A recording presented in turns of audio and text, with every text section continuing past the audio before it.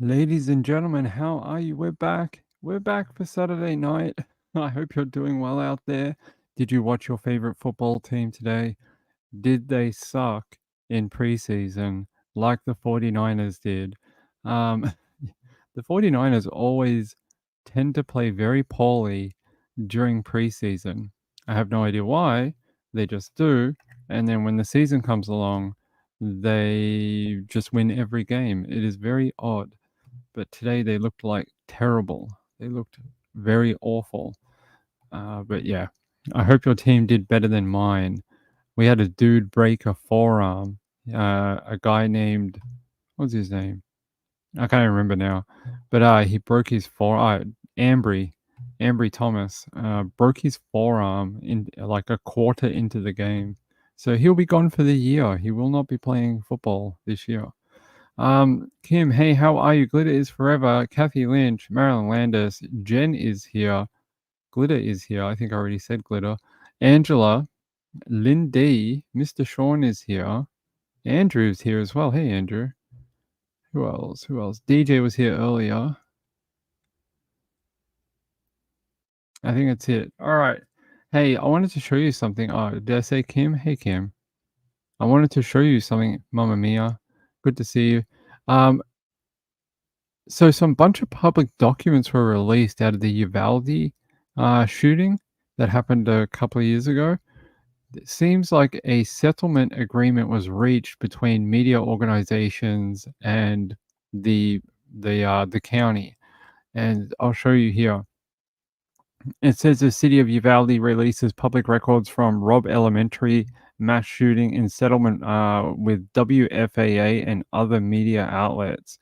So it has a lot of different stuff in here. The coalition of media outlets were heaps. It was Tegna stations, WFAA, KHOU in Houston, Ken's 5 in San Antonio, KVUE in Austin, a bunch of them. There's heaps of them, KYTX, KCEN, KBMT, a whole bunch of these different. There's College Station. So the public interest was wide. Having this coalition of media stations basically go to court for this was pretty bonkers. They're saying here the public records the coalition was suing for were made accessible at noon on Saturday, and they said they're currently going through them all, but it's basically, it's a lot of documents. They said they'll post updates on this page throughout the day, and they want to be sensitive to the families affected by the tragedy. So they're going through it thoroughly before they post anything to make sure, there's no victim stuff in there. There's no like anything that you consider insensitive. But it says here that the 911 calls, they said none of the 911 calls released Saturday appear to have come from inside rooms 111 or 112 where the bulk of the shootings took place. Two calls came from teachers elsewhere in the hallways, rooms 102 and 116. The calls came from both inside and outside the school. Several calls reported a gunman either moving towards or entering into the school as early as 11:30 a.m. in the morning, according to timestamps on the audio files. They're saying here the 911 calls show a dire situation unfolding in the moments as the shooting inside the school started. Multiple callers were shouting and crying for help, including one who said, "He's inside the school. Oh my God, in the name of Jesus, he's inside the school shooting at the kids." In one of the other calls from inside the school, an adult inside a classroom begged 911 dispatchers to hurry, hurry, hurry, hurry. Um, yeah, so there is a lot of information here coming out. They said it's probably going to take a couple of days for them to go through everything. And there's body cam footage. There's what else? 911 calls, documents, different investigation documents that'll come out, radio traffic. They said on the radio traffic also noted the uncle's call. They said, "Sir, I have the shooter's uncle on 911. He's requesting to assist to try and talk him down." And then later in radio traffic, "That uncle, do me a favor, send him to the back of the funeral home. We have command set up there." So they were trying to direct the uncle of the shooter to head to staging post to try and, I don't know, assist in the a peaceful resolution maybe. And yeah, so there's a lot of documents here. If you want to go through them and read them, I'm going to post a link. I'm not going to go through them on this channel. I just thought we have a lot of Texans in this chat, so I thought I'd post that for people. Yeah, jeez. Hold on. How can I do that? All right. The link is just so long, it won't go in the YouTube chat. Tiny. Let me see if I can shorten it with tiny URL.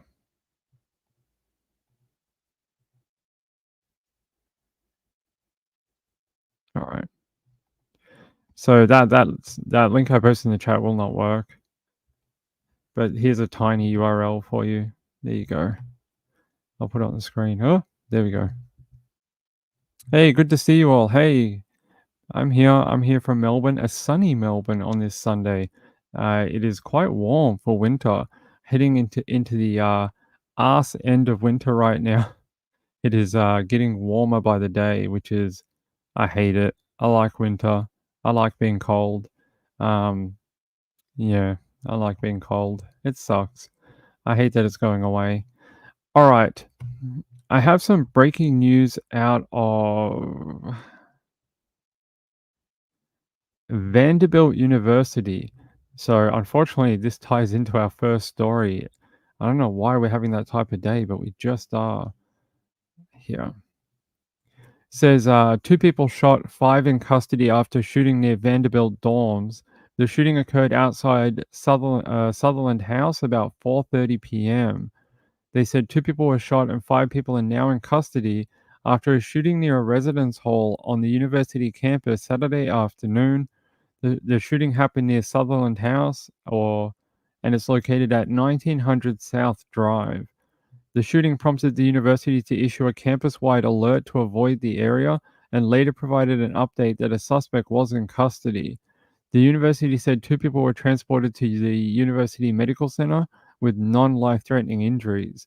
The university said there is no ongoing threat to the university campus at this time. A witness told WSMV4 people with two different companies got into a fight with each other, and at some point gunshots were fired. Okay.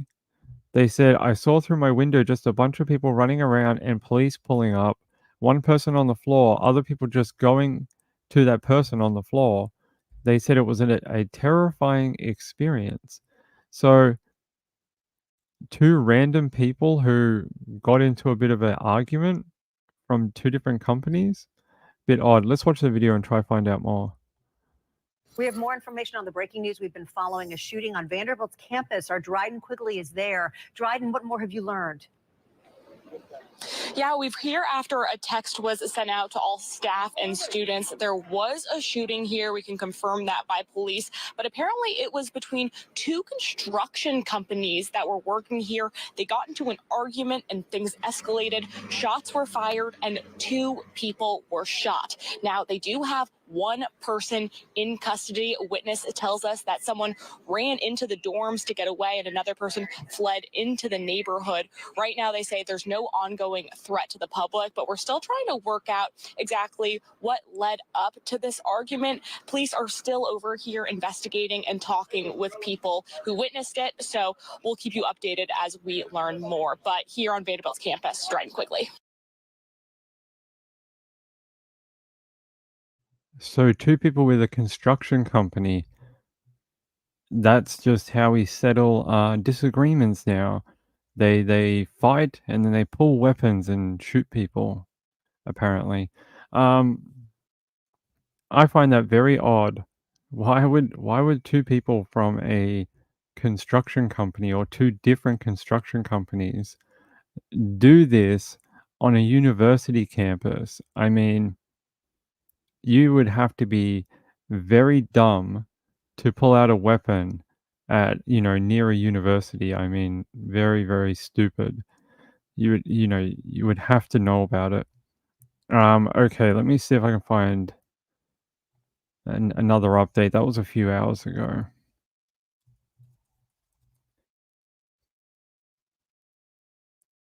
WKRN. Similar thing, 3 injured, 2 in custody after shooting reported at the dorm building.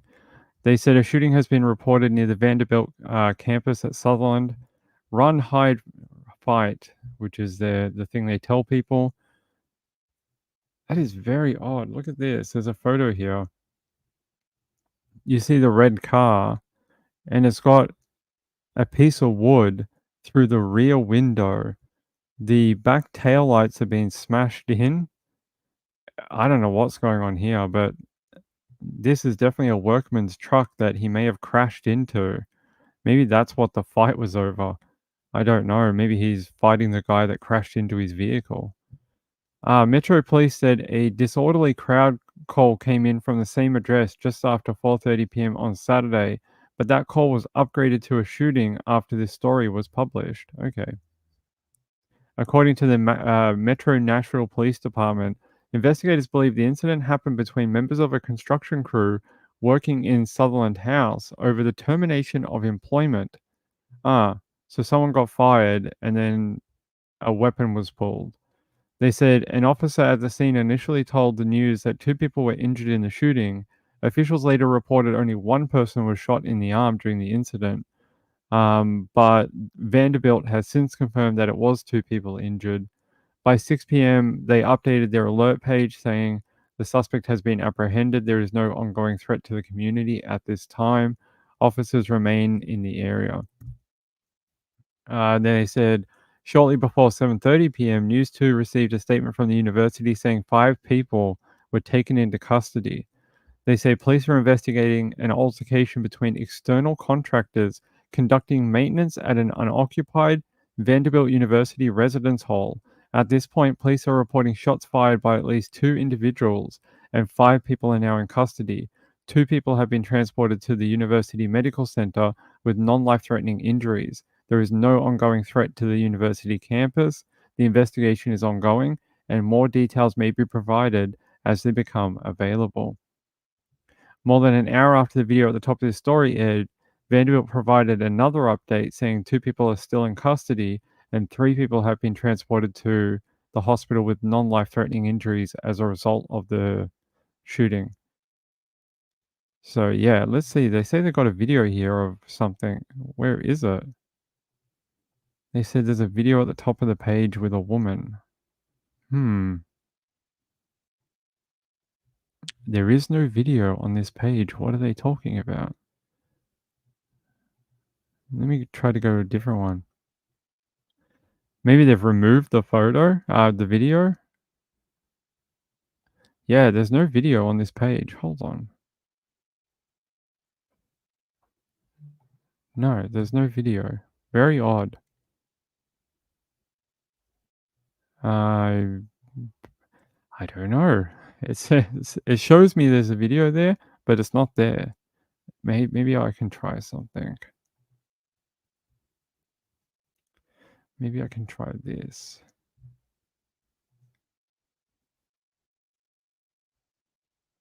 No. Okay, I don't know. That's a shame. I was hoping to show that to you, but it is not working. All right. There's also another story out of the area too. I'm going to show you. I saw it while we we're reading that one. Body found in wooded area of Grundy County, authorities say. They're saying several days after sharing a woman's social media post about her son going missing, the county sheriff announced a body had been discovered. The sheriff's office shared a Facebook post from Lori Morgan on Tuesday, August 6, where she asked for help locating her son, Sean Jacobs, who was last seen Saturday, August 3rd, in the Colmont, Tracy City, and Monteagle area. On Thursday, August 8, authorities said they found his vehicle in Grundy County, so they searched the immediate area with some help from law enforcement. However, they didn't find him at the time. Then on Saturday, August 10th, the sheriff's office posted a body was found in a wooded area in Colmont. While positive identification will require an autopsy, officials believe the body belonged to Jacobs. Wow, let's see if we can find that post from the sheriff.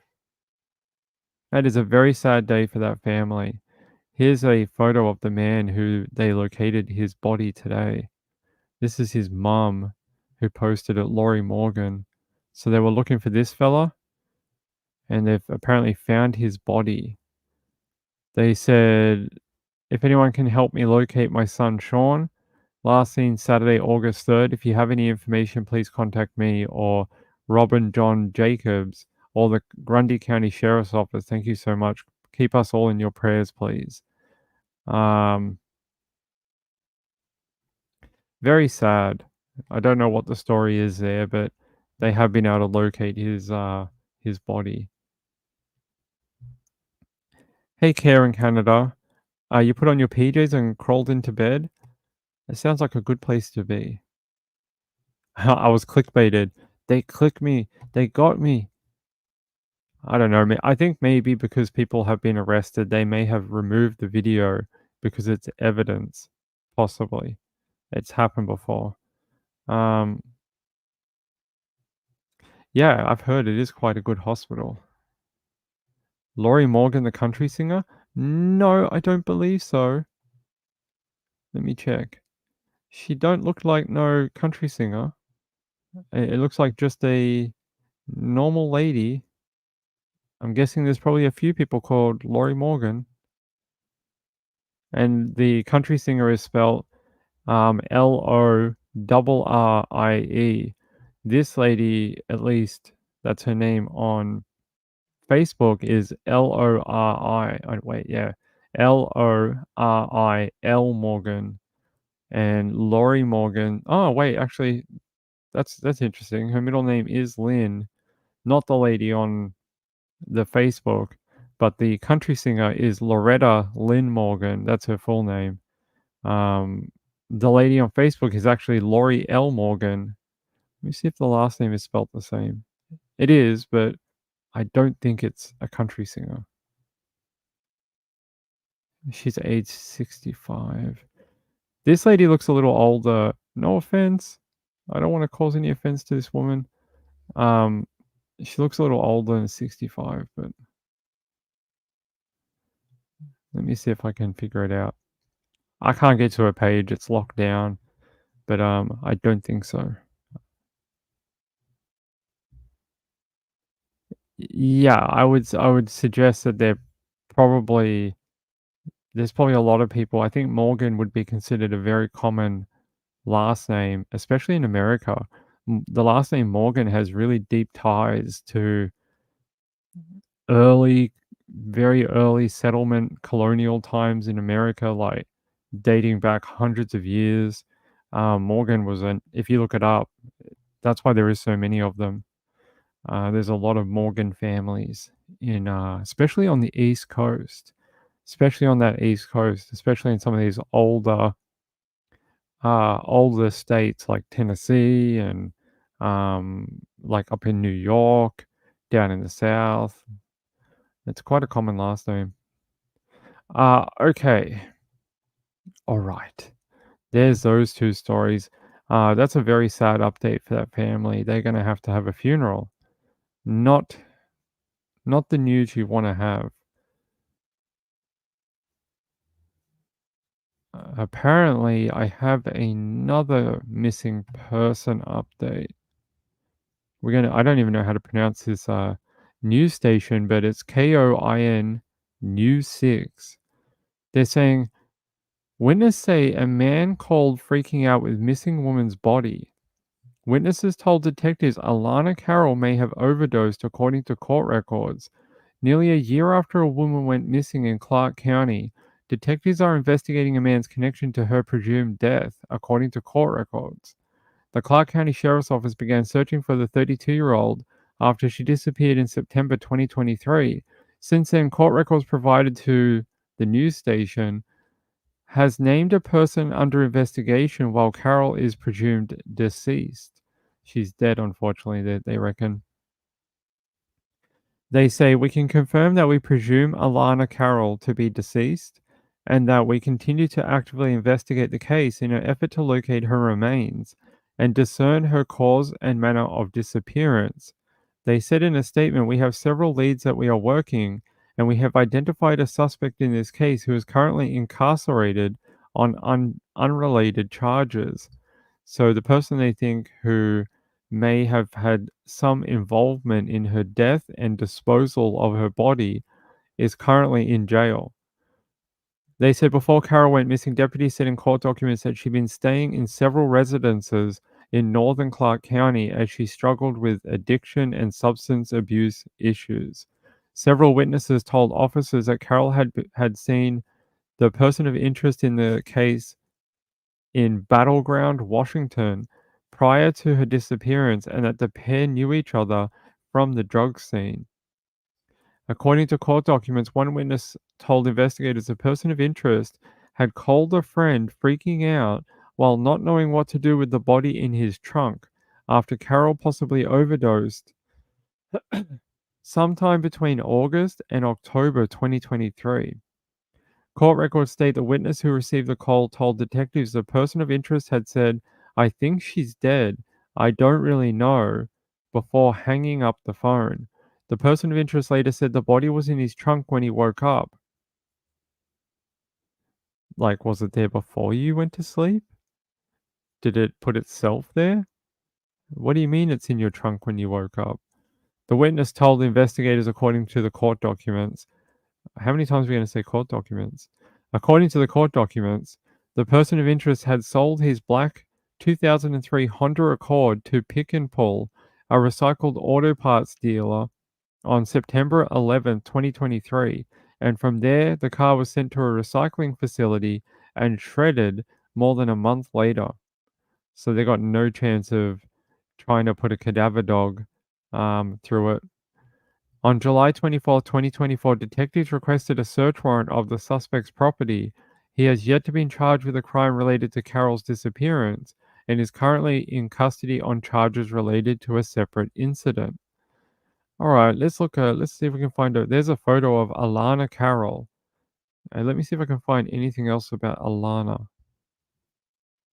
That is a very warped story about how she went missing.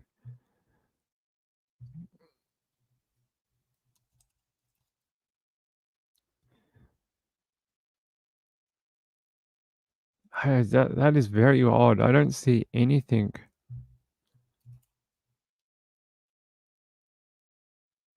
Missing Vancouver woman? Vancouver? Hold on. Okay. Yeah, they're saying she's 33 now. I guess she would have probably maybe had a birthday between when she went missing and today. Information has come to light in the case of a missing woman in Vancouver. The Clark County Sheriff's Office says they believe she has died and are now searching for her remains. Let's get to Fox 12's Polina Aguilar, who spoke with her family. Polina? Well, Peta and Nora, the sheriff's office say that they do have a suspect in custody on unrelated charges, and they do believe that they are involved in Alana Carroll's disappearance. Now, the family says that they've been spending the last 11 months waiting for answers on what happened to her and her final moments. We've had to get used to, the new reality, which is that she's gone, and we know that if she were still able to, she would come home. It's been nearly a year since Alana's family reported her missing. I asked him, "Do you believe that she's dead?" And he said, "From what I know, yes." We've already felt that she was gone because she would never stay away from her family. Never. Alana's family described the 33-year-old as someone who enjoyed going to the river and liked to cook. She was a very fun-loving person, happy. She had a kind, forgiving heart.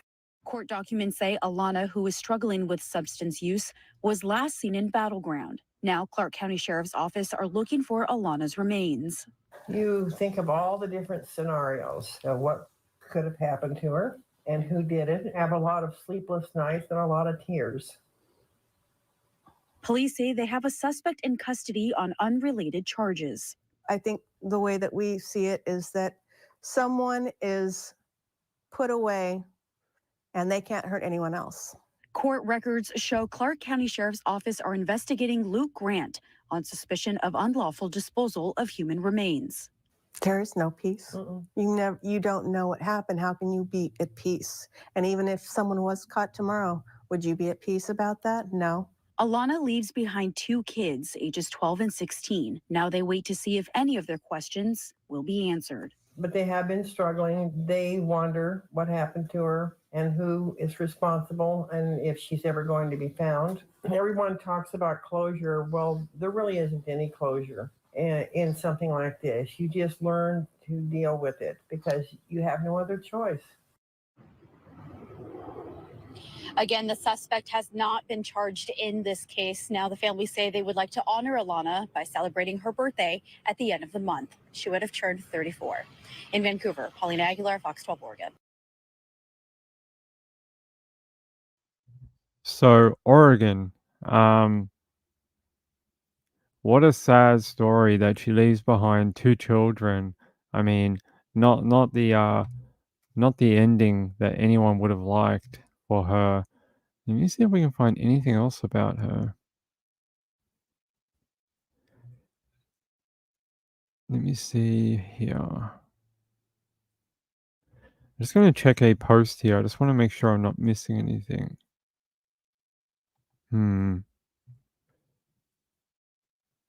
5 days ago.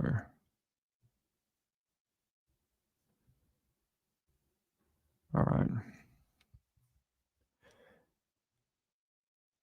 So they're saying here that it is basically a recovery mission. They're looking for human remains, and the guy, Luke A. Grant, is going to be hopefully arrested on suspicion of unlawful disposal of human remains. So they're not going to get him for murder or anything to do with her death, just that he disposed of her in a unlawful way. So maybe they do believe that she OD'd and died. Because they're saying here that phone call earlier this year, detectives interviewed a woman who said Grant called her in a panic because he believed a woman he was with was dead. She said Grant didn't tell her the woman's name, but he allegedly told her that they'd been using drugs together, and when he woke up, she was dead. He also allegedly told her the woman's body was in the trunk of his car. All right, let me see if I can find Mr. Grant. Luke A. Grant.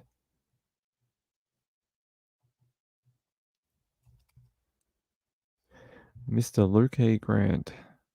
No, I don't think you're a 40-year-old radio host. I don't believe so.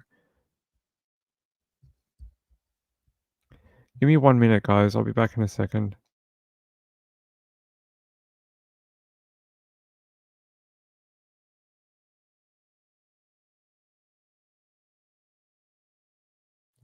Sorry, I was trying to find a different way of looking up his name. I don't see anything for like an arrest record or...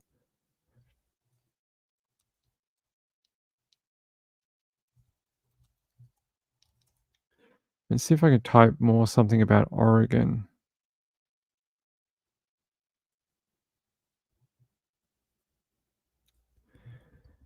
Grant was arrested January 10th. Hold on, is this it? I found his other case. Okay, here we go. Luke A. Grant, 36, appeared Tuesday in Clark County Superior Court on suspicion of tampering with a witness, drive-by shooting, and possession of a stolen firearm. He is scheduled to be arraigned on January 24th. He was arrested January 10th following an investigation that started with a 3 a.m. reports of shots fired in the 2500 block of East 4th Plain Boulevard. Grant was found in a vehicle believed to be connected with the shooting, and a shotgun was found in his trunk, according to an affidavit of probable cause. So he likes to put things in the trunk of his car, like the body.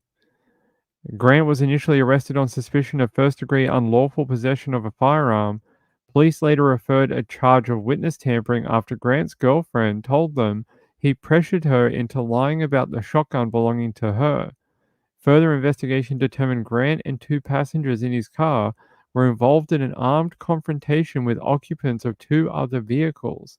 Videos of the confrontation showed Grant running at the 2 parked vehicles and pointing the shotgun at them. Another man, identified as Grant's brother, can be seen running away before stumbling and hopping on one foot as if he'd been shot in the leg. The other vehicles drove away. Grant's brother was found nearby with a gunshot wound and was taken for treatment at the hospital. Court records indicate Grant's brother and a passenger have not been charged in connection with the shooting. The people in the other vehicles were not identified. So this is the other case that they've currently got him in jail for. He's got a $75,000 bond, and maybe right now they probably won't move on him until this particular case has gone through the system. I don't believe they will, because they don't want to screw up. Probably this has probably got the higher level of charges that could keep him in jail, as where disposal of human remains, I think it's only like a few years in jail. It's not very long, especially if you don't get done with like murder or manslaughter. It's not that long. So they probably want to move through this one first because it's got a higher degree of pending charges on it. Rachel says that area gets pretty rural with Mount St. Helens right there. The woods get deep pretty fast. Yeah, she could be anywhere, right? Let's have a look at the area. They said battleground, right?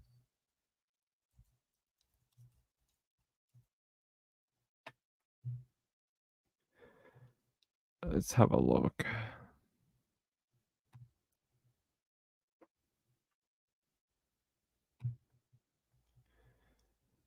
It's pretty residential, but there are a lot of wooded areas too.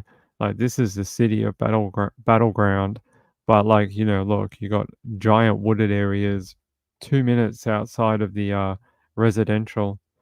And then if we zoom out, I mean, you got national parks and regional parks, a river, a lot of different greenery areas. And I'm sure there's more. Like it gets pretty green when you get out of the city, out of the border. So you get out of the city limits and it gets pretty, you know, there's a lot of places here that you could hide a body. Look at this, look at the tree canopies. You can't even see anything in between them. They're so densely packed that you can't see anything. Look, just trees. So they would need probably some help. Either someone would have to stumble across her body like a mushroom picker, or someone going for a hike, or a hunter, or maybe he would have to tell them in a plea deal what happened to her. Hey, the Thoris, how are you? Where is Muffin? He's over there sleeping right now. I know we are gonna get a cat thing here, so you guys can, so Muff can sleep up here, or Rory can sleep up here, and you guys will be able to see them. Just nothing we've been able to do just yet, but we will. Thank you very much for the super chat, though, my friend. I do appreciate it. Hey, Lisa, good to see you. Hope you're having a nice weekend. It's actually a very bright weekend, a sunshiny weekend for Melbourne. All right, let me go back here. But interesting that the main suspect in her case is being held already on a $75,000 bond, and it's apparently it was sparked by a drug deal gone wrong. So all those themes seem to fit together with Alana's death. Very unfortunate. I think all we can hope for now is that the state will work out maybe a plea deal on the disposal of human remains in exchange for where her body might be located. That doesn't get him off. If he had anything to do with her death, they can charge him with manslaughter, murder, whatever. But the disposal of human remains, they might be able to work out a deal to be able to find out where she is.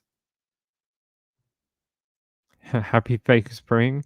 I'm sure this is not going to last, and by like Monday or Tuesday, it's going to be freezing again. It tends to happen. We tend to go in these like ups and downs in August, and we'll get a cold patch again. It was a very cold winter down here. All right. Now, I think that's all we know about Miss Alana. But yeah, they do believe she's not with us anymore. What a sad story. What a very, very pretty lady. And she leaves behind 2 children, one aged, I think they said 6 years old. The other one is in their teenage years. So she's been a mum for much of her life, and they're going to miss their mum, I'm sure. Yeah, I'm sure a cold front. Yep. Sounds like Melbourne. Okay. I wish I had more about her, but the information about Alana is so thin. There's like only like 2 articles about her. But that is very sad. Let me just check one more thing for her.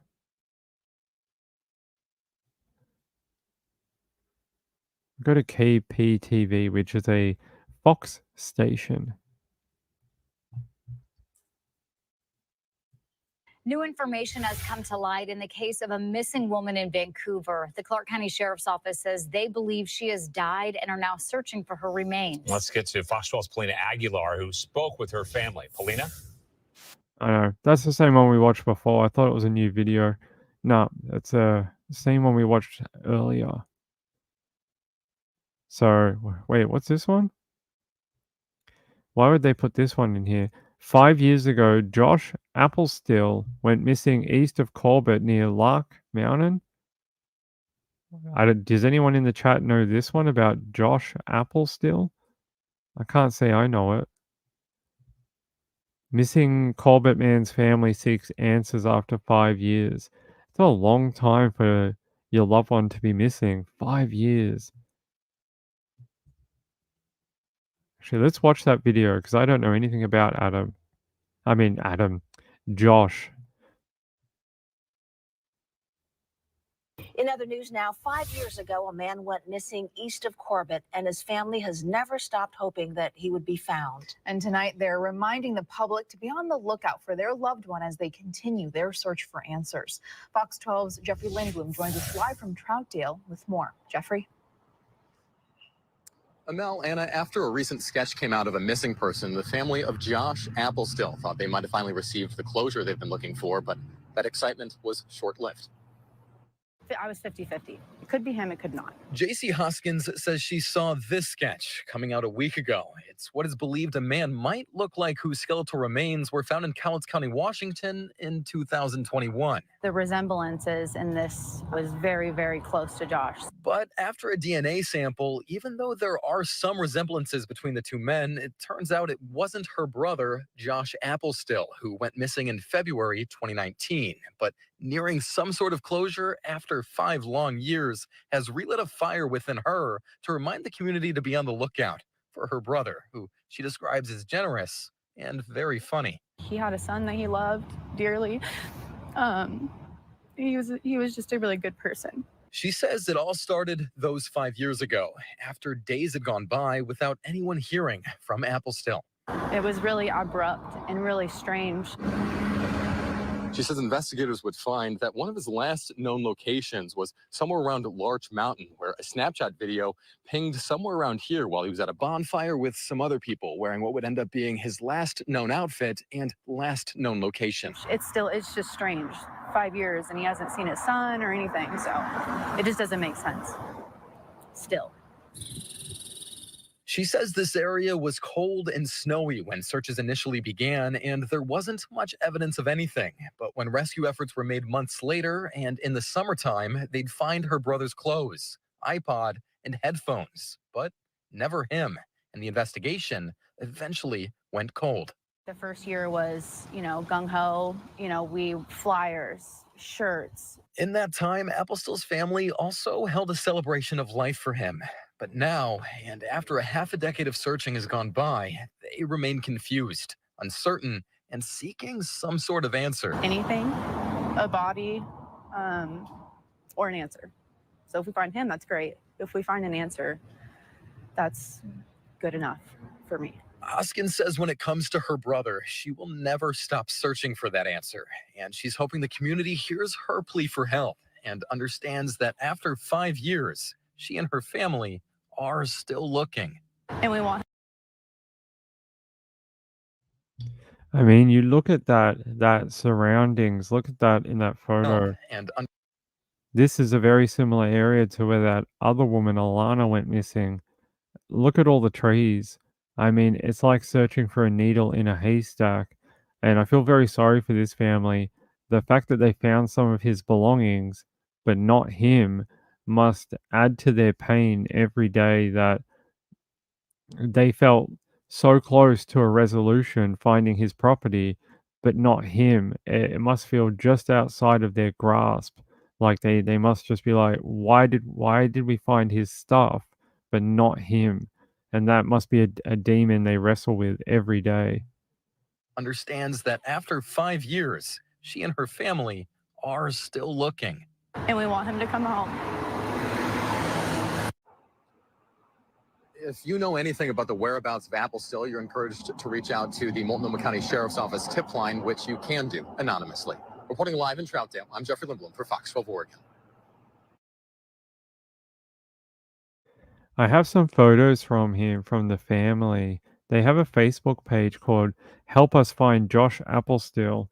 And here's a photo. He looks a little different without the beard. There's a photo of him.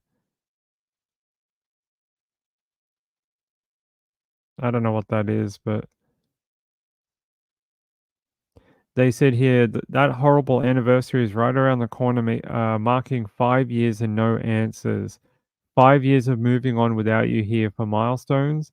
Not a day goes by that I don't have questions, that I don't damn the named person with the info we need, that my frustration for how an adult is casually tossed aside because of past mistakes. The gaping hole is obvious. Apparently, we deal or manage the best way we can. I hope you are proud of your son, your sisters, your nephews and niece, your many other friends and family that miss you dearly. I pray to any and all that will listen that we will have answers. We love you, and you are in our hearts with us through the struggles and the victories every step of the way. We love you. It's very sad. It's really, really awful. I mean, I don't get it. I mean, could he have wanted, could this be like a voluntarily missing type of thing? Could he have wanted to leave our consciousness?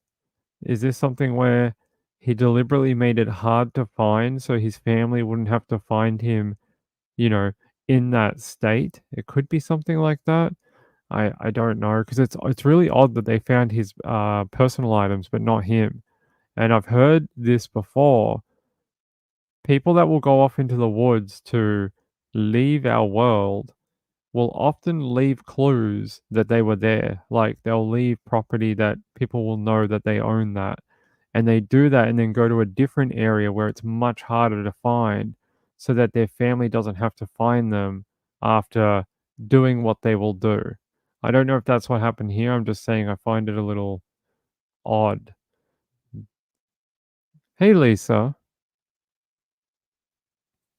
All right, I will. No, it's not the only way, but I think that might be the only way that takes like a credit card or something like that. You'd have to check the Nightbot. The Nightbot has the links here for Ko-Fi and the PayPal, but I will. We'll do lunch. We'll do lunch at some point. but I appreciate it. Let me just see if there's any suggestion here of like what happened to him, like why he went to the woods that day. Let me go to their GoFundMe. They have a GoFundMe for the family here. Is this their one? No, it's a different one. Thought they had one for Adam. No. Adam? Why do I keep saying Adam? Josh. Apparently I've named him Adam for some reason. I don't know if they do have one. No, I don't think they do. Okay, they don't have one. But yeah.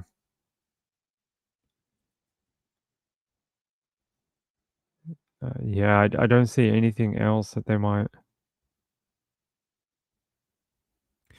They're saying here, this was a couple of years ago, just after we all went through COVID. They said, I apologize for the page's silence. Where we are right now is where we were when he went missing.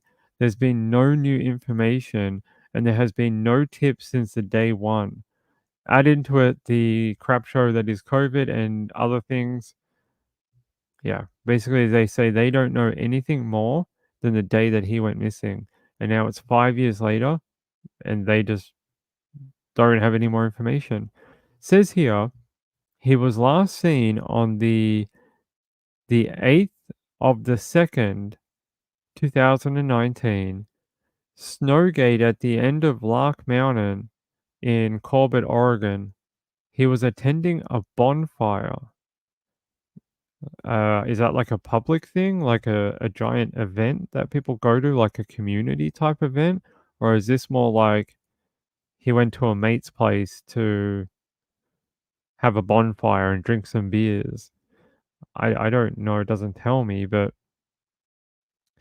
do you think maybe he ran into some people that were also attending this bonfire that maybe hurt him? Because it's really strange that they found his stuff, but not him. If they found that, but they can't find him, and they found his vehicle, where the hell is he? They say here, I've received several messages about the remains in Malala. They ended up saying that was a different person. That must have given them some false hope as well. Just seeing if there's any other updates from the family on their Facebook page. No, it doesn't look like there's been a whole lot, except they mark his birthday and anniversary of him going missing, and I hope that family gets some answers. I really do. I really, really do. That 5 years is a long time to not know anything and have no investigation. Like they said, there is no investigation because they don't know what happened. All they know is he went to this bonfire and then he was never seen again. Very strange. Very odd. Yeah, that's what I was thinking. Is it like like a public thing, like mates and other people, and they have a bit of a snowy night cold party around a fire? Yeah, it's interesting. Yeah, did they say they found clothes? I thought they said they just found like a wallet, an iPhone, that type of thing. Yeah. Let me see if I can find any other tidbit about him.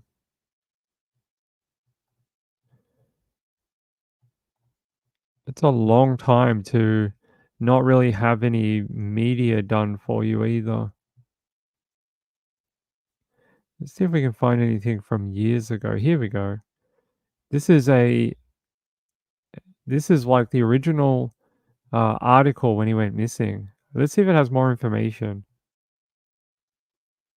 Well, the family of this man, Joshua Applestill, is still desperate to find him tonight. He's been missing for nearly 2 weeks after going to a bonfire east of Corbett. K2's Lincoln Graves is live in the newsroom. So, Lincoln, do we know where he was last seen? We have a general idea, Deb. As you said, his family got information that he was going to a bonfire on East Larch Mountain Road, but that's a pretty big area. That road stretches all the way here east of Corbett, through this area here and into the Mount Hood National Forest. There wasn't a lot of snow when he went missing, but now there is quite a bit up there, and it is hurting the search effort. These are pictures of a recent search effort on East Larch Mountain Road. Heavy snow making things difficult as family members search for Joshua Applestill. Taking all of what we've heard into consideration, there could be some sort of foul play, but we don't know for sure. Josh was last seen February 8th. His family says he was given a ride up Larch Mountain Road where a bonfire was going to be held. So someone gave him a ride and no one gave him a ride home. The family has little to go on. His sisters agree that being gone by choice is highly out of character for Josh. He's so about his son. Yeah, he calls me. It's just not normal. Yeah, it's not his usual behavior. His family says his wallet, ID, and other personal effects were left at his Corbett home. They filed a missing persons report and deputies are looking into it. But the family is left thinking about every possible scenario. And if he was drinking, he could have wandered off somewhere. Got lost out there. Got lost. Someone picked him up. He went somewhere. Who knows? Now, the family has set up a Facebook page dedicated to finding Joshua. We have put a link to that in this story on KATU.com. You know, I have a bad feeling this is going to be like some of the other ones you hear, where they're either going to find him like 100 meters from where he was last reported to be seen, or he got a lift with someone else, but they couldn't take him all the way. They dropped him off somewhere, and he died there. And it's outside of the search area. And like in a couple of years, a hiker or a mushroom forager, whoever, hunter, is going to stumble across him. And then they're going to figure out, oh my God, he was, half a mile down the road in the other direction. And I've seen that happen in a bunch of different missing persons cases where the person was in they were in this area. And then when they end up finding them, they're literally just outside of the search parameter because of who knows why. It could be any reason. Someone took them there, they walked there, they got there somehow. And I've seen that happen in a bunch of different cold cases, unfortunately. I hope they find him. I mean, 5 years. Do people go out into this area? Is it somewhere people, go hiking or, do weekend activities out there? Or is it literally like rural bushland that no one ever goes to unless there's like a fire, like a bushfire in summer? I don't know the area myself. But I want to show you a different story. I want to show you this one from Sean, actually. Sean sent it in. I saw it this morning on the news too, but I'll show you this one. Breaking news out of southwest Sydney. Police are right now conducting a desperate search along the Georges River after a man was heard calling for help from the water. Crossing live to Hayden Nelson at Picnic Point. Hayden, do police know exactly who they're looking for? Sally, they say they believe they're searching for the man whose boat is the one they found unoccupied here on the Georges River about 11 o'clock last night. Our emergency services, they were alerted by a 000 call. Someone heard a man screaming for help about less than 100 metres here off Picnic Point last night. They came here, the search helicopter as well as water police. They carried out a search around the waters here. As you can hear right now, they have just returned the water police as well as the police helicopter to continue that search this morning. They're focusing their attention on that boat. They say they found it empty when they went to look at it last night. They're also looking at a black Mercedes sedan parked in the car park next to the boat ramp. That search will continue this morning and will ramp up when police divers are brought in. Sally? Okay, bring us any updates. Thank you very much, Hayden. So that is very disturbing. The fact that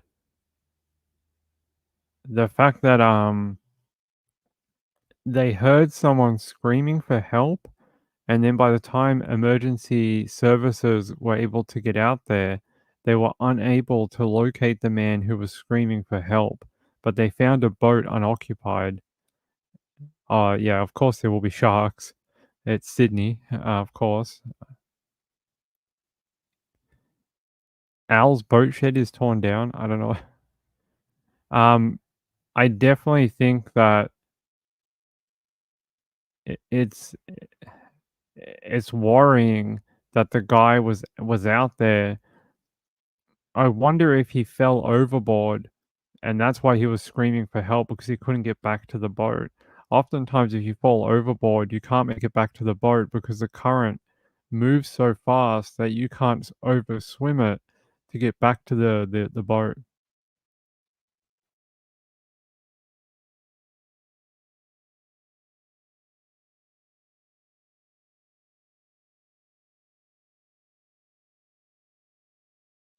Sorry, I was answering a question. 30 kilometers?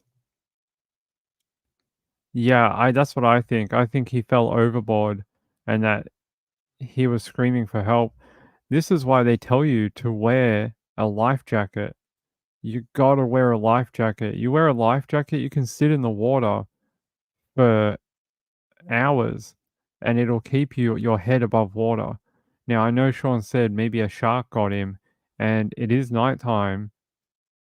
If a shark heard a splash in the water like that at night, it is definitely heading there to investigate. That's what they do. If they heard something fall into the water, they will go there and check it out. Kathy, I replied to you. It's not from Melbourne. It's not from Melbourne. We don't have crocodiles in Melbourne. It's from Queensland. I don't know why you thought it was Melbourne, but it's not. I'll show it, but it's not from Melbourne. Human remains found inside a crocodile, believed to be that of a 40-year-old tourist. I don't know why. It says here Melbourne, Australia AP.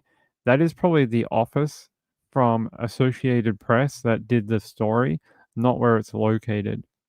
So I'm guessing it came out of the Melbourne, the Melbourne Associated Press office. Because it says here, the latest victim was a 40-year-old doctor, Dave Hogbin, who fell from a steep bank Saturday into a river off Cooktown in Queensland State. His family said in a statement the GP doctor from Newcastle in New South Wales had been travelling on a camping vacation through Queensland with his wife Jane and their 3 sons when he fell into the water.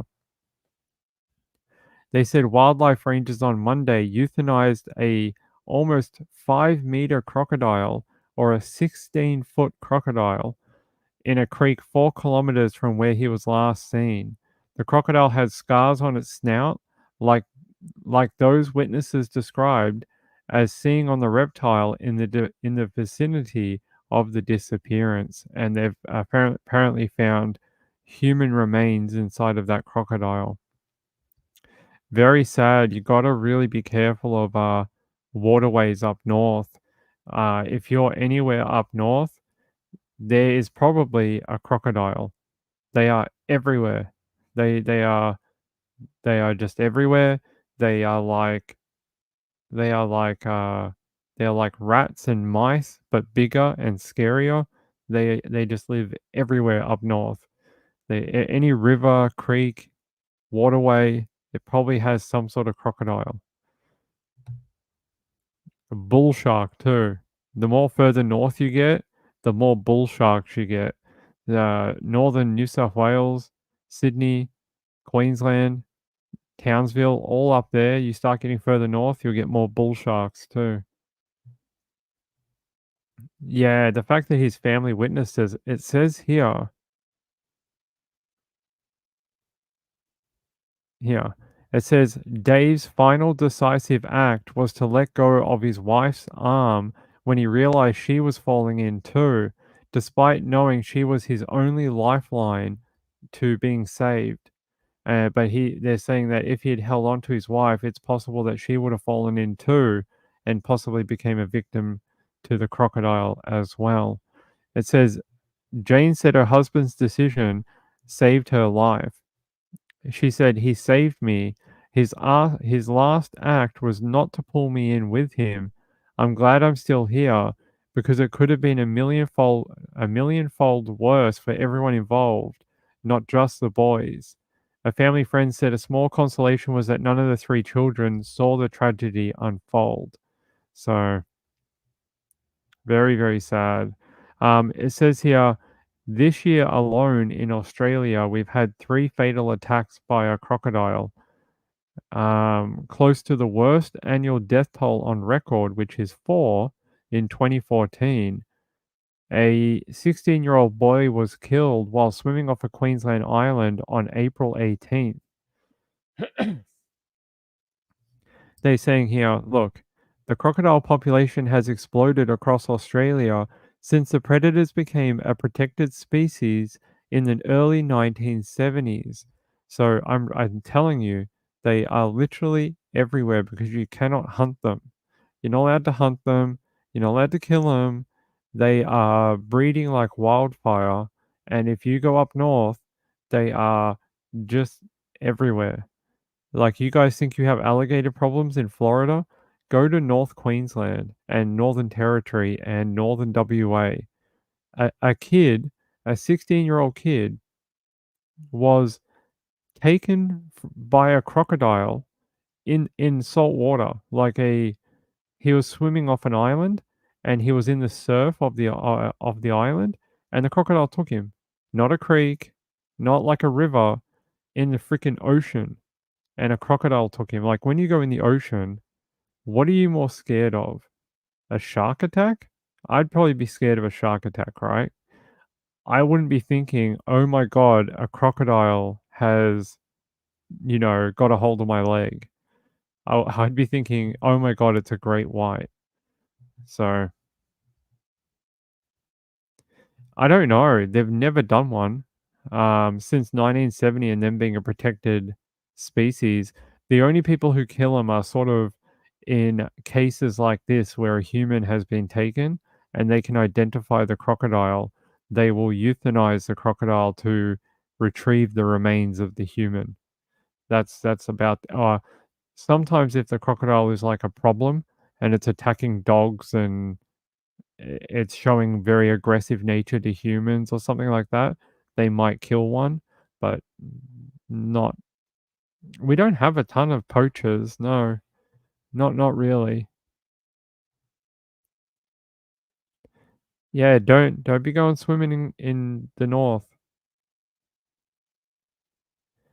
Sean said, I've thrown a rock in a lake and a croc basking 40 meters away came straight over. So will sharks. That's why that guy in Sydney, I am worried about him, because that splashing sound, if he fell in and it's dark, sharks like to hunt when it is dark, and they like to have the element of surprise. They like to be ambushed predators. So I would be very worried that a shark instantly came up to him as soon as he fell into the water. Do they have a crocodile lineup? I don't know. They might. You have to check with the Northern Queensland Crocodile Authority and Criminal Investigation Squad. I don't know if that's a real thing. It might be. It may not be. Let's see. 40-year-old doctor Dave Hogbin. Let's have a look. I wonder if I have a photo of this man. Here's a photo of him and his family. Open a new tab. Here you can see them standing at the northernmost point of the Australian continent. So they're somewhere up in the Cape up north, and probably not too far before he was killed by a crocodile. But there you go, him and his boys and his wife. I think that's a pretty heroic last act of him to do, to let go of his wife's hand, knowing that it would basically mean he will die. He will die. He knows that is his only lifeline to being saved. And he let go of his wife's hand to save her as his last dying act. That is a very, very loving thing to do for his wife, and very selfless, knowing in the desperate situation he was in, knowing that he must have had a crocodile attacking him to be able to let go of his wife. I mean, it's a very hard, it's a hard decision, especially when you're in such a terrifying situation. Yeah, it was so that probably twofold. One, so that his wife wouldn't die, but also so his boys would still have a parent. Very sad.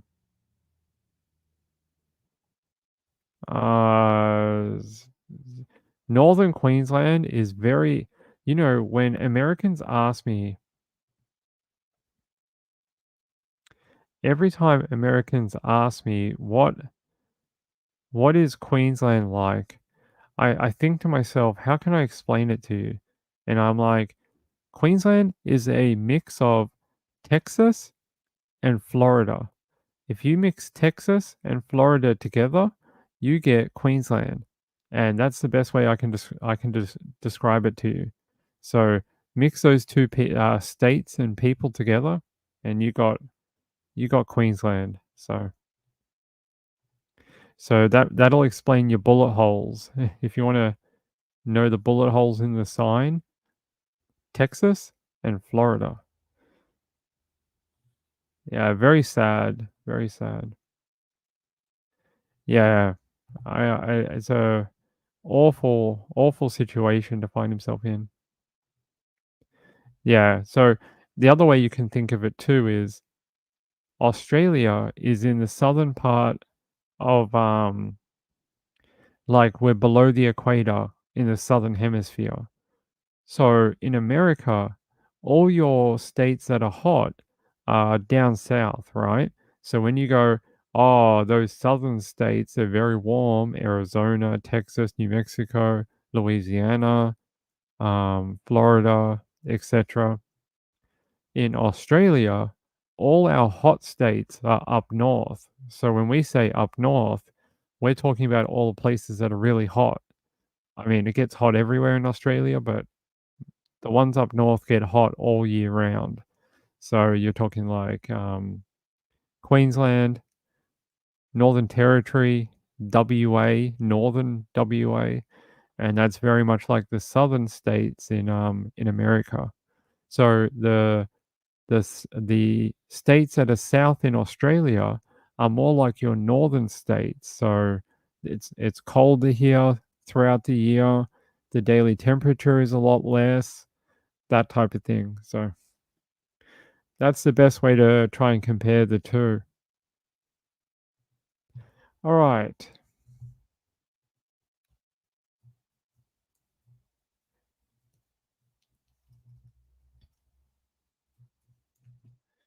A lot of people ask me what is Melbourne like, and Melbourne's an interesting one. It has sort of a mix of LA and New York, but Sydney also has some elements of New York in it as well. But sort of a mix. You get the sort of weather of California and sort of the artistic vibe that's out there, but some things are a little different too. Hold on 1 minute.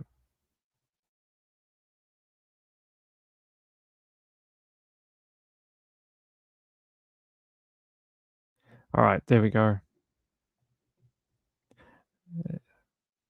Let's see what other stories we've got. I've got a story here. Arrest report details charges against fired Escambia County deputy and his wife. An arrest report sheds more light on the arrest of now former county deputy and his wife on child abuse and neglect charges. His name is 40-year-old Christopher Turney was fired from the sheriff's office after being arrested Saturday night on charges of child cruelty, child neglect, and contributing to the delinquency of a minor, and parent failed to require school attendance. His wife, Leandra, was also arrested Saturday night on the same charges. So I think we need more information. How does that happen? Yeah, there we go. Stop that. There we go. Let's watch this. An Escambia County deputy has been fired after being arrested over the weekend. And Christopher Turney is charged with child cruelty, child neglect, and contributing to the delinquency of a minor. Sheriff's office confirmed Turney was fired. He was released from jail after posting bond yesterday. No other details have been released. Thank you, Alan. Northwest Florida students go back to school on Monday, and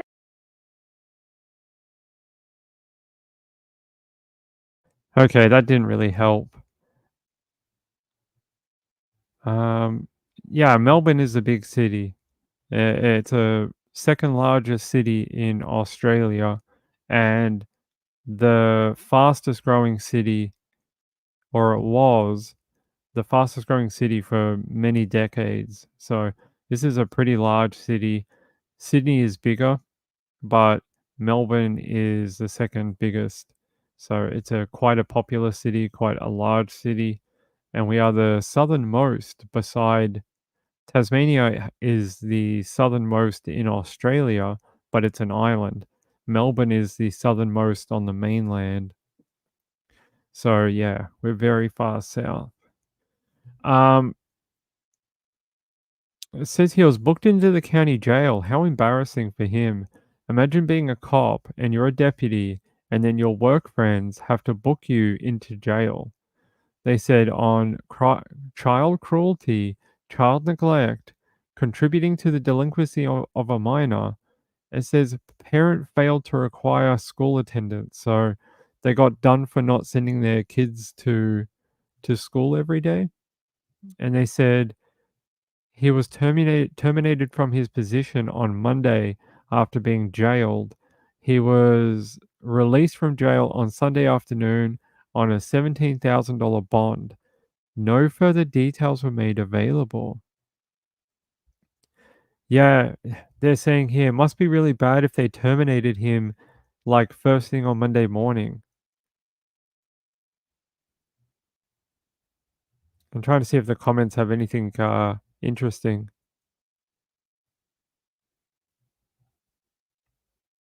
I don't know. I'm not sure.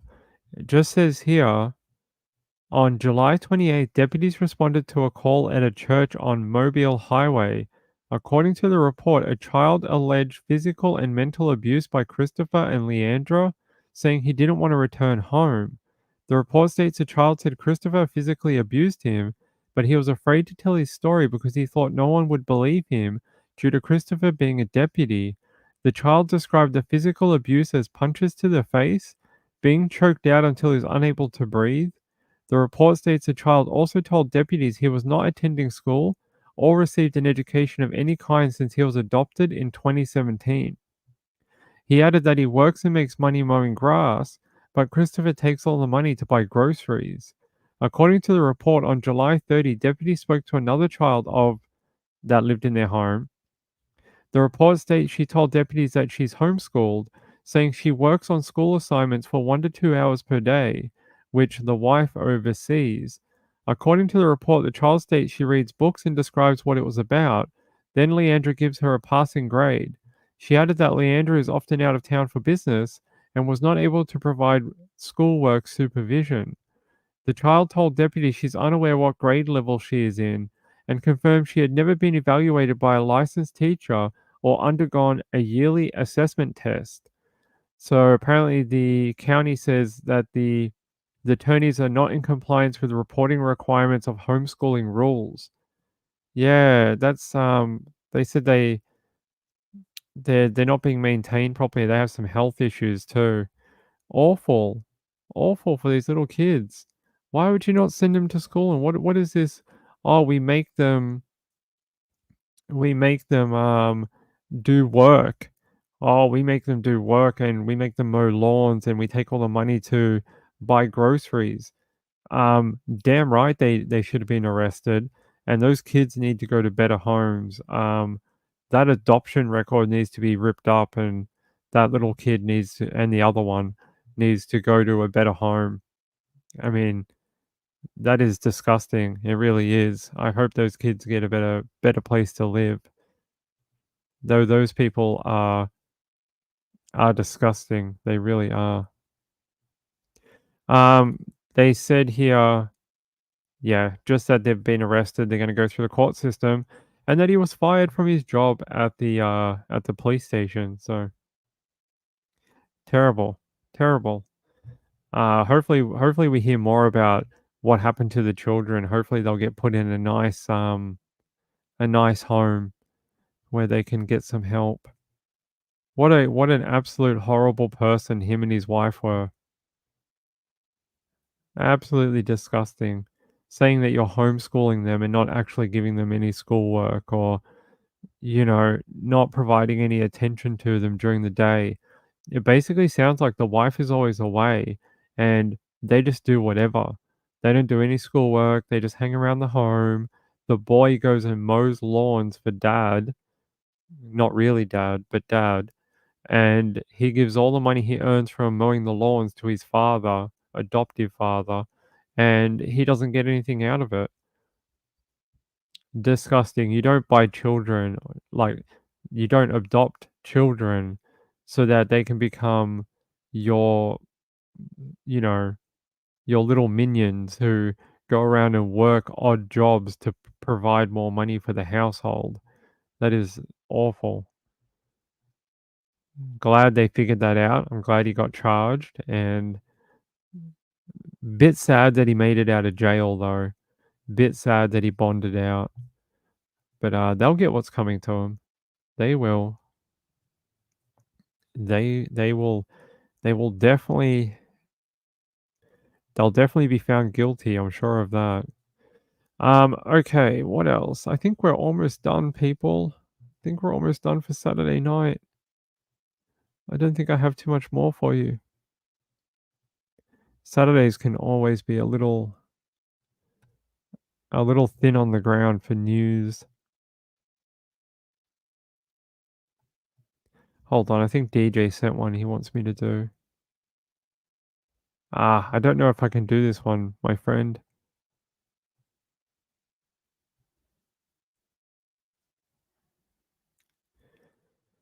Yeah, I don't think I can do it. Sorry, bud. Yeah, I can't do the one you sent me because it's done through sort of like a YouTube channel that has their own, you know, their own following and stuff like that. Oh yeah, actually, this one came up the other day. Did we end up doing it? The Danielle Hoin one? We can do that before we go because that is very interesting. I'm probably saying her name wrong. But there was a press conference the other day. This was a cold case and it was quite old. I read about it the other day myself. A 15-year-old girl found dead nearly 3 decades ago.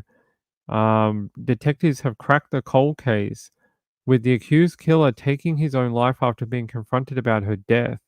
Yeah, I read about this the other day. I don't know if you guys have. I'll show you a photo of her. This was her. And I actually read about it a couple of days ago.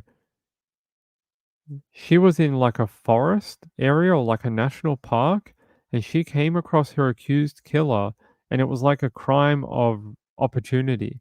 The guy didn't go to the park to kill anyone. He just saw like a vulnerable female like walking around in the forest and decided to R-word her and then suffocate her by putting her head underwater and strangling her.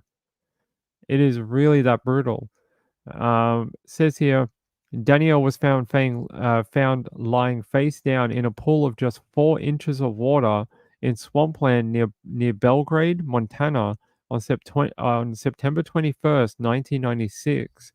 The case was reopened in 2019 when the Gallatin County Sheriff, Dan Springer, said on Thursday that investigators had identified her killer.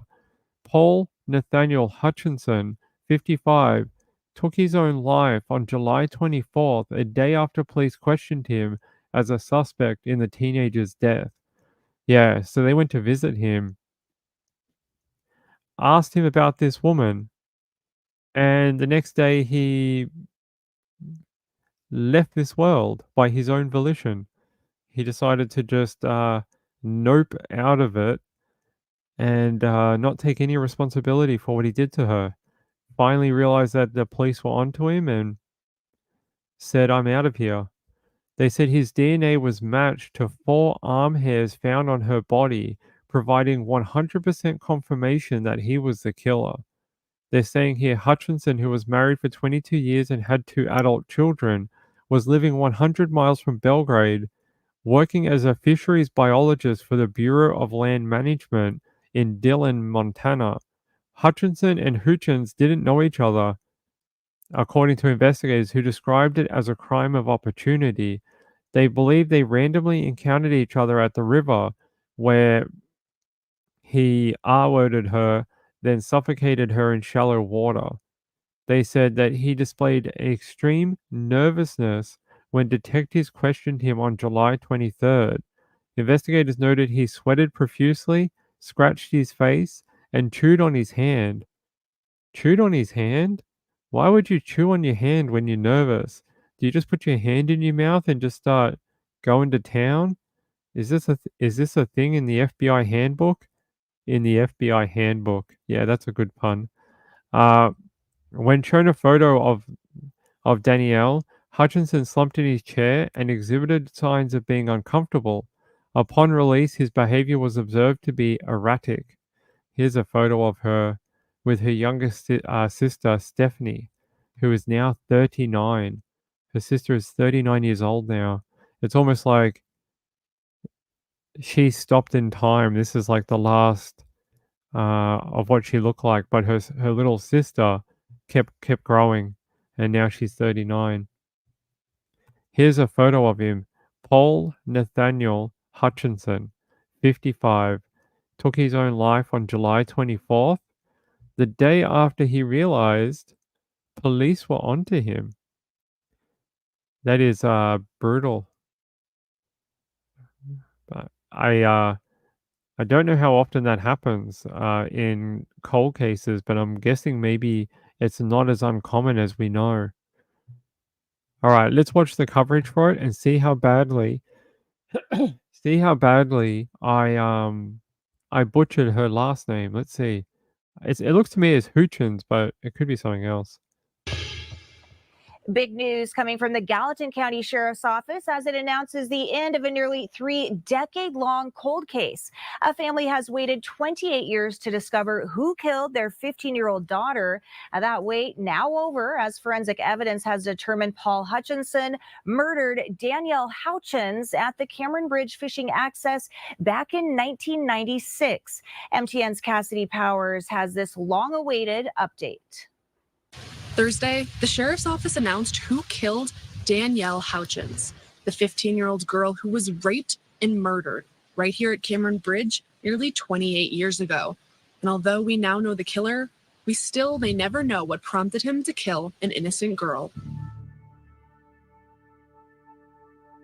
After nearly 28 years without answers, without justice, we celebrate today.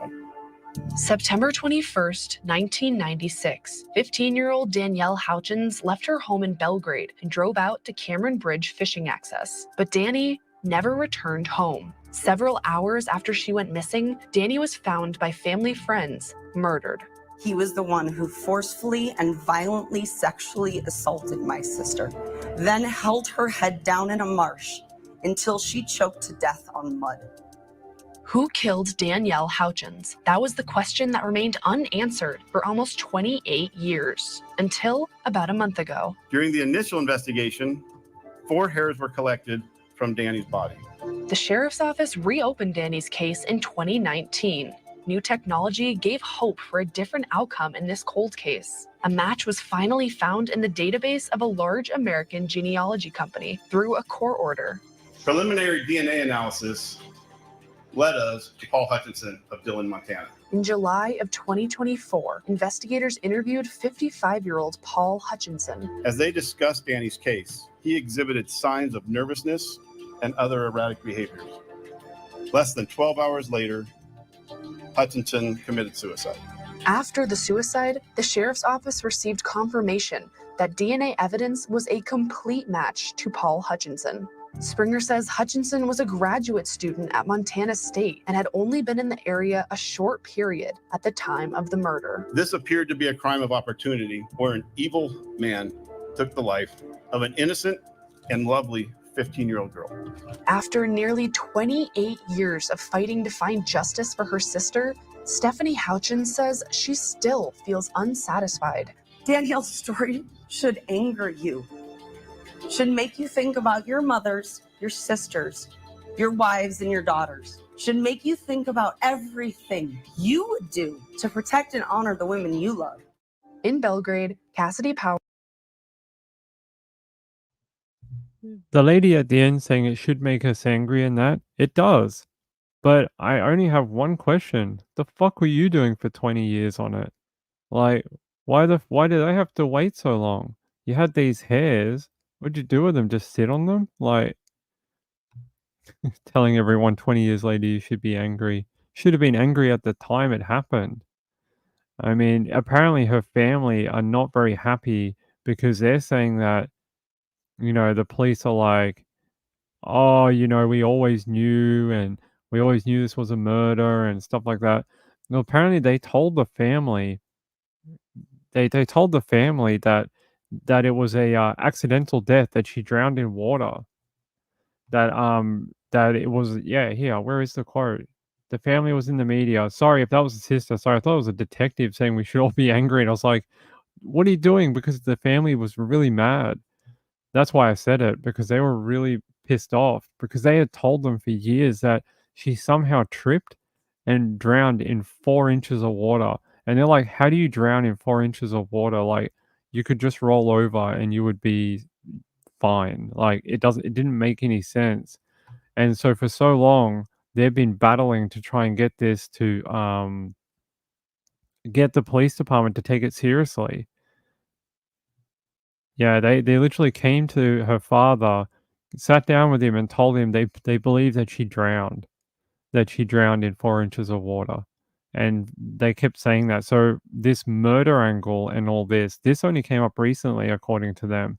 According to them, this is like in the last couple of years that they started saying officially that it was she had actually been murdered. So for, what is it, 1996 or whatever, for almost 30 years, they had to live with their lives thinking that basically that the police don't care and that they think their sister's death or their daughter's death is accidental, and that even though they knew the entire time that someone had hurt her. So that's why I was mad, because I was like, you told them for years that they didn't believe it. Yeah, they do some great work, right? They do some great work.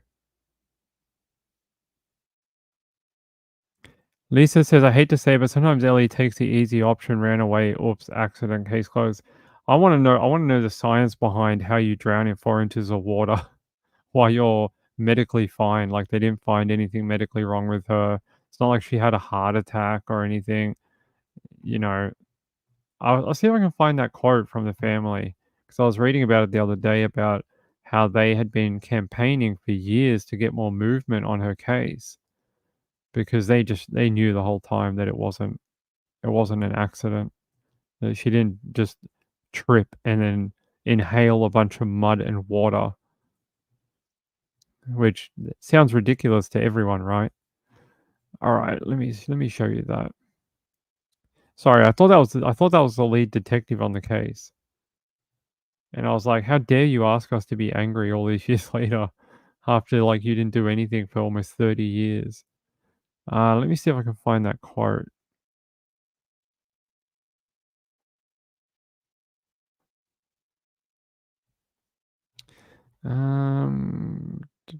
Here. Her family says, particularly her younger sister Stephanie, who was in that video, who I just yelled at, they're extremely critical of how the 1996 investigation was handled. She says, I always knew in my heart that it couldn't have been an accident. I've had a lifetime of nightmares about losing someone and how people were just going to be taken away from me, people I love. I would wake up sobbing in the middle of the night. I had to resolve my trauma. I had to do therapy and figure out how to live a life and then come back and fight for her. Mollett accused police in 1996 of lying to the family and withholding information and was critical of the undetermined manner of death given the evidence. An autopsy showed that she had recent lacerations in her in her vagina. Her underwear was displaced and her bra was pulled above her breasts. Her gold watch with an elastic band was pulled partially over her hand, like she had been dragged by the arm. She said at the time that the lack of bruises or other injuries meant we've got to be prepared for the fact that this may have been an accidental drowning. Former deputies Keith Farquhar and Cindy Botek claimed to the MFP that Slaughter wanted the case over with and was too willing to give up. I agree. It's ridiculous. Slaughter insisted the case was always investigated as a homicide and that he too was frustrated by the medical examiner's ruling. But that's not what the family said. The family said detectives went to their home and told them it was an accident. Not that they didn't believe the medical examiner, not that they believed it was a homicide and that just a determination of death or whatever, they didn't agree with. They told them they believe she just fell over and drowned in 4 inches of water. Slaughter insisted the case was always investigated as a homicide. Yep. We can tell you the manner of death because we all felt like she was a strong young woman, he said. She didn't fall in 4 inches of water or 3 inches of water in a swamp and drown. She just didn't. I mean, all she had to do was roll over on her back, right? We were all frustrated about that call that it wasn't a homicide. It seems to me it was pretty obviously a homicide, and we told the parents that. Haha. And this is a bit. Mollett was skeptical and said that wasn't the impression her family was given at the time. What they portrayed was, well, we don't know, but it really could have just been an accident. She had that knee brace, and she kind of just tripped and fell. Springer said police were still investigating to tie up loose ends. The information we've received will be shared with the federal and local law enforcement agencies in an attempt to locate possible victims of similar crimes. So maybe he did it to other women too. But yeah, it sounds like a cover up. It 100% sounds like a cover up. Like they just didn't want a young teenager's death on their books, and they just wanted it all to go away. They didn't want the stigma of it. I don't know. I don't know. Yeah, she didn't have any head injuries, so and the sexual trauma should have made this a really easy,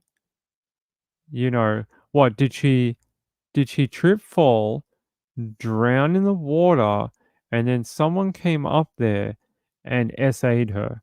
I mean, that happens all the time, right?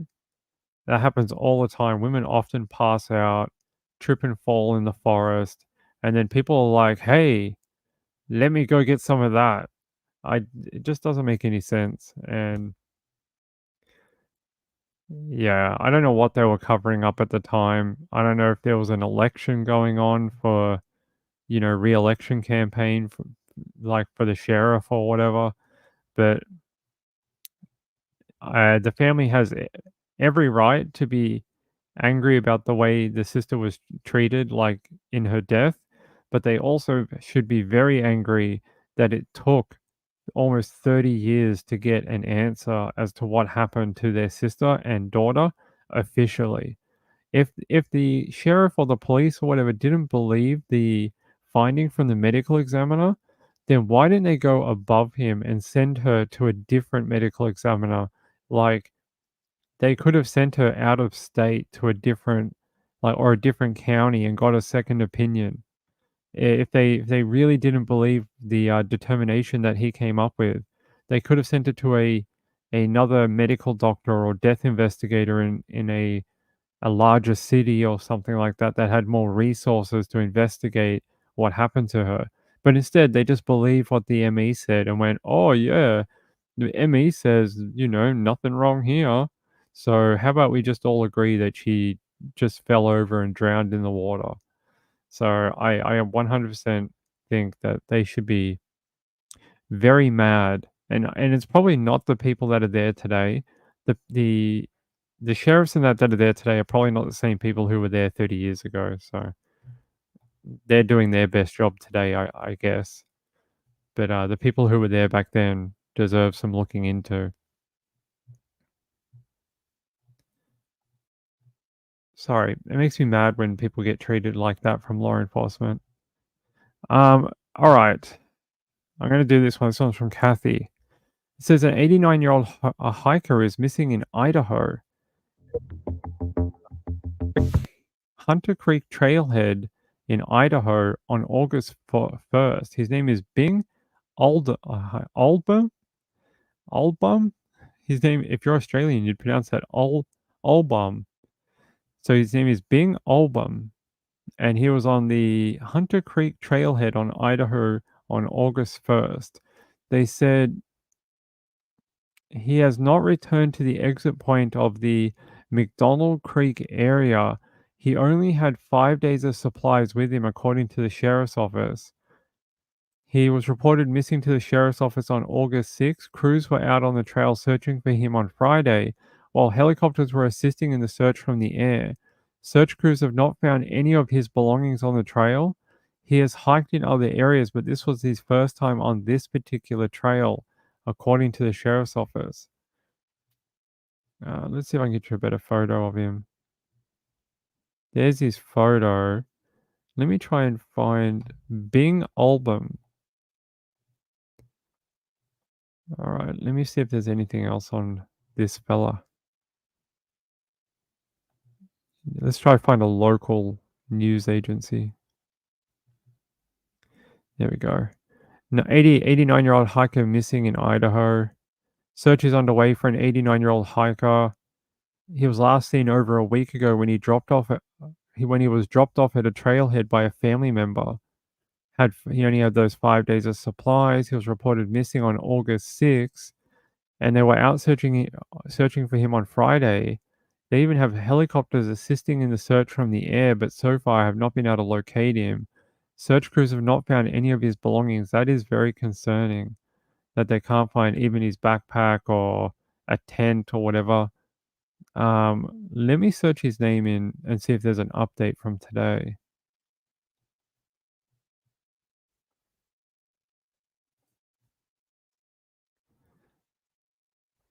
No update, but he's described as 5'10", white hair, brown eyes. And he's in the Salmon Chalet National Forest. August 1st on Thursday was the last time he has been seen. But I don't see an update from today. Last update was August 8th from a local news agency.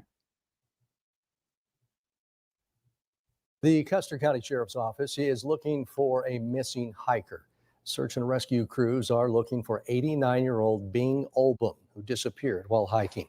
The Custer County Sheriff's Office is searching around the trails between Hunter Creek and McDonald Creek. This area is located south of Chalice, near the White Cloud Mountain Range. Dispatch says Olbum set out on the Hunter Creek trailhead August 1st. He has not been seen since. Olbum is 5'10", 179 pounds, with white hair and brown eyes. These photos show what he was last seen wearing. If you know where he may be, call the Custer County Sheriff's Office.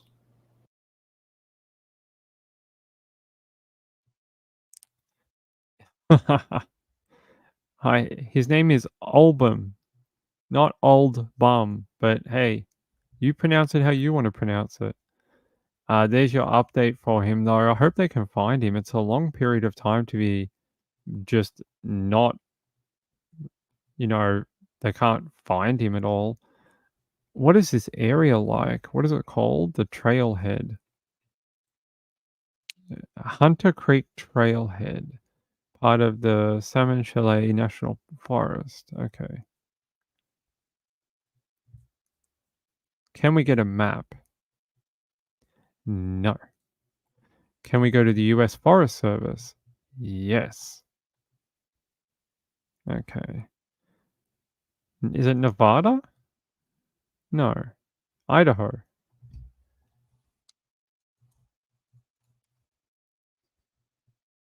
Let me see if I can get a map for it or not.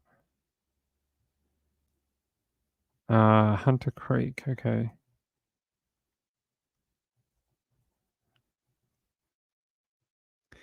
So this is the area. This is Hunter Creek here. I don't know where the hell the trailhead would be, but you can sort of see the surrounding area. There's one of the roads. There's the trail.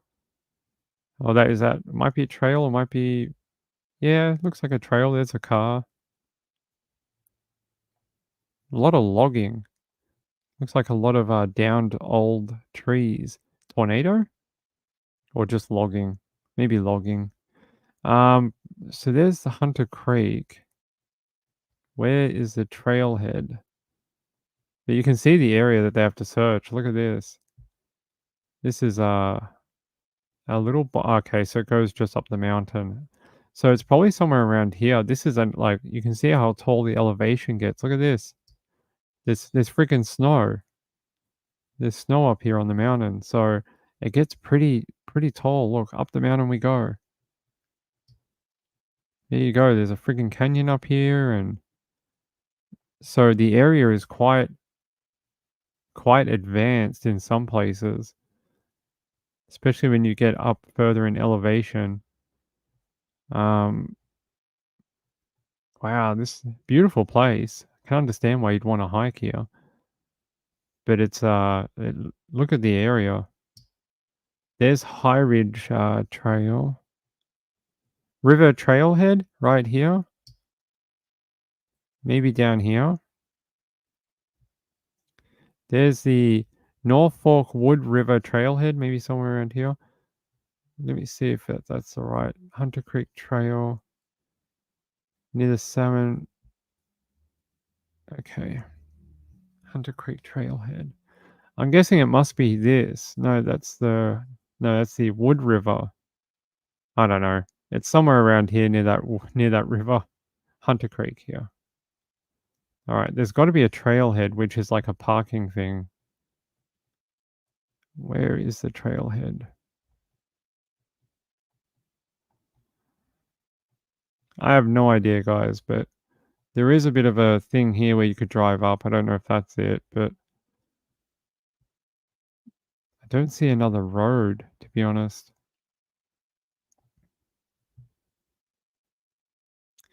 There's definitely ways to access it, though. There's a road here. But yeah, anyway, you can see the surroundings. It's not for the faint of heart in some places. And there's quite a lot of tree cover in the area. So if he's lost out here, I hope they can use their night vision to find him. Yeah, there you go. There's a bit of a flyover of the area. Yeah, I found it. Hey, the Thoris, how are you? It's a pretty cool name. It sounds like a guy you'd want to get to know. Lisa says, if I'm 89 and like hiking, that is the way I would go. That's a good point. Very good point.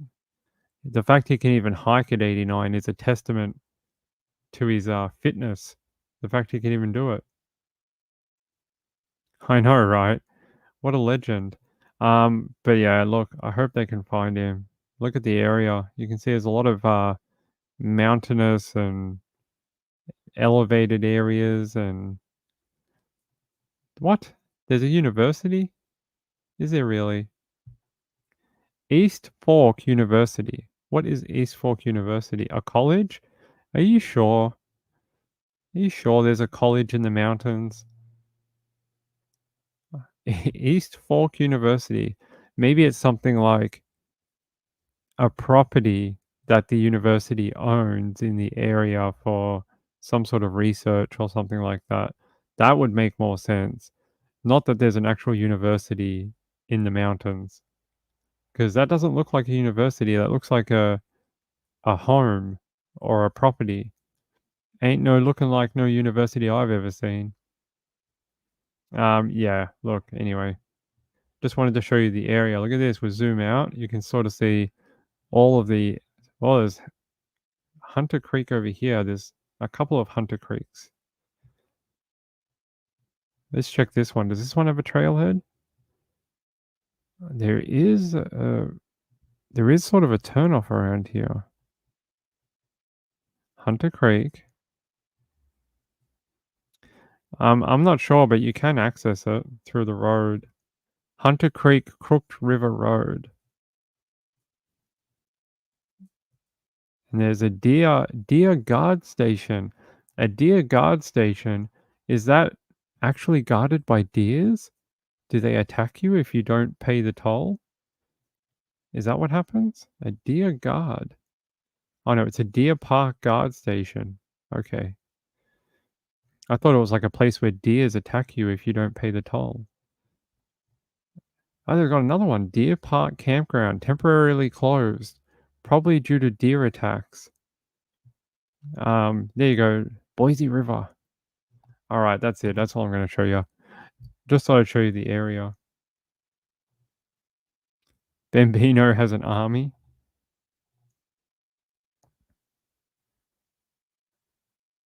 That's what I thought. It might be like something that the university owns for people studying certain, fields, that they have somewhere to go out into the field and do their coursework, or sort of like on the job experience, that type of thing. That would make sense. Not that there's an actual university in the mountains.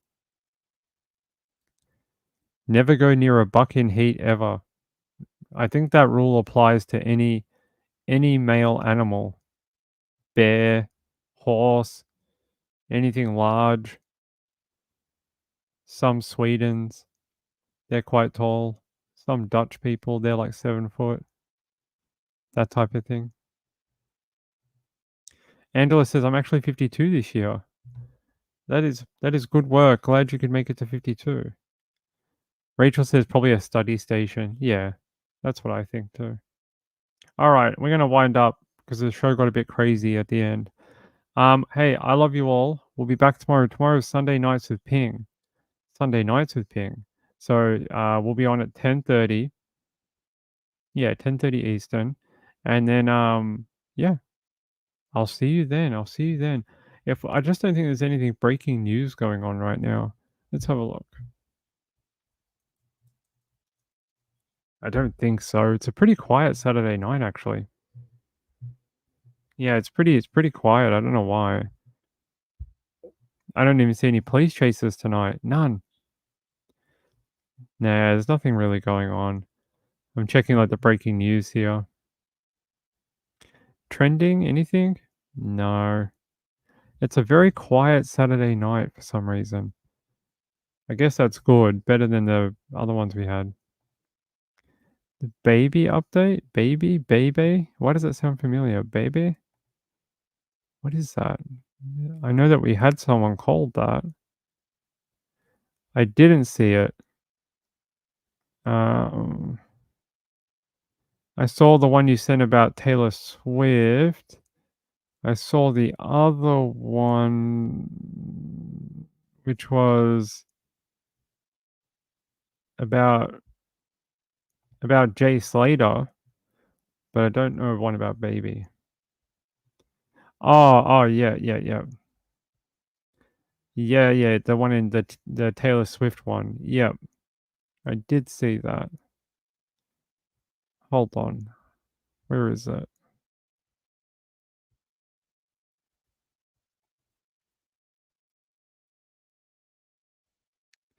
I can't find it. We get so many emails. Let me see. Yeah, I can't find it, unfortunately. We get far too many emails. Maybe this one. Hold on. Parents of Southport victim BB King reveal older sister witnessed an escaped attack. That is terrible. And it says that her older sister saw it. Oh man, that poor little girl. Her sister is named, does it say? The parents of BB King 6, who died at the Southport stabbing, have said she was full of joy, light, and love, and will remain in their hearts as a sweet, kind, and spirited girl. Doesn't say what her sister's name is, does it? A statement from Lauren and Ben King, that's her parents, released through Merseyside police said, "Our beloved baby, only 6 years old, she'll remain in our hearts as the kind, sweet, spirited girl we adore. The outpouring of love and support from our community and beyond has been a source of incredible comfort during this unimaginable time." So that must be the other sister here, Jeannie. So Jeannie and Bibi. So they're the two of them. And unfortunately, her sister witnessed what happened. That is awful. I don't know how she's going to be able to deal with that for the rest of her life. Very sad.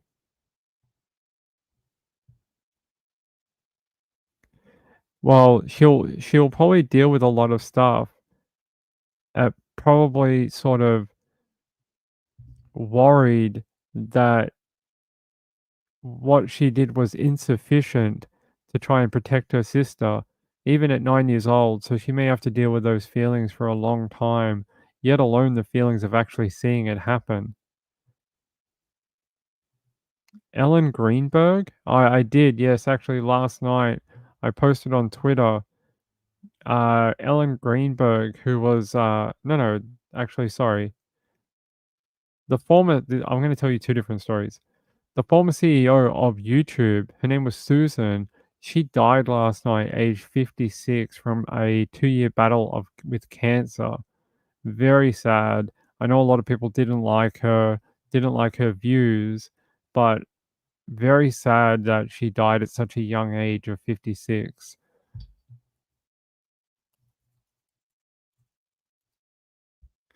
Ellen Greenberg was an American woman who...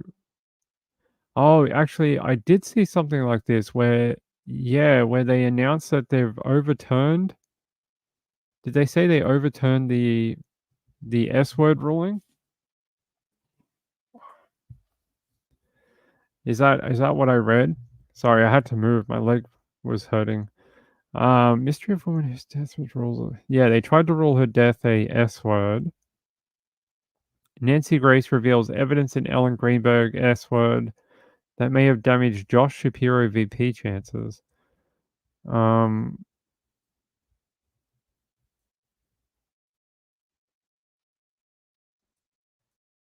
They said an expert tells her 3 of her wounds were inflicted post-mortem. Well, that's impossible. I think we already knew that. Was that information already known? I feel like that information was known already through the first trial. Was it these ones in the back of the head? That there's no way that she could have done that to herself. I'm pretty sure that testimony was at the trial, that it would have been impossible for her to do this to herself. So they're saying this woman, Ellen, she was found with 20 stab wounds in 2011, and they ruled her death eventually as S-word, but there's a lot of conflicting information that doesn't make any sense. I've done a couple of shows on it in the past, and I don't believe at all that she did it to herself. There's no way. There's no way. How would you look at these photos? These are all the locations of where she was stabbed. Like, look at all these ones in the back, at the back of her head. There's no way, including these two.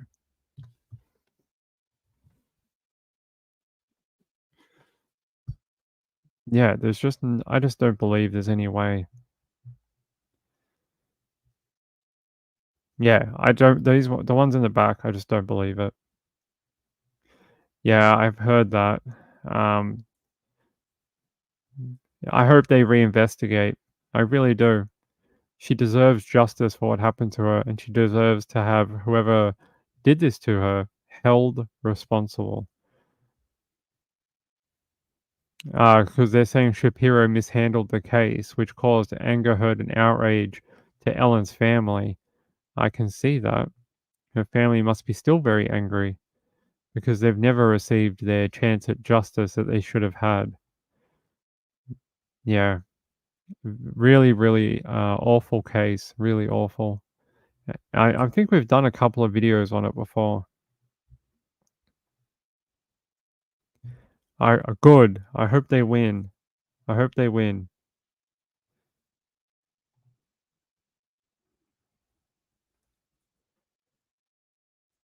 Glitter says to me, I believe he did it, but if not, whoever did it had her in like a choker sleeper hold from the back and stabbed her as she fell as dead weight to the floor, and then the knife was in her chest. Yeah, it's something like that for sure. Yeah, I'm pretty sure at the trial, didn't someone testify that there was no way she could have stabbed herself in the back of the skull in the angle that it went through? I'm pretty sure we've read that before.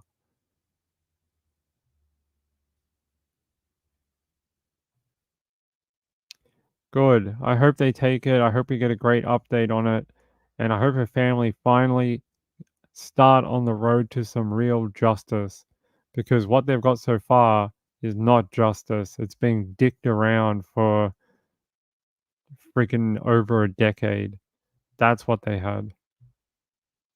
They've been dicked around for forever. Angela says Joseph Scott Morgan was on Nancy Grace. It was good. I'll have to watch it. I don't regularly watch Nancy Grace, but I will for this one because I do like and do want to see justice in Ellen's case. I would like to see that, reinvestigated properly. And I'll listen to anything that Joseph Scott Morgan is in. Anything.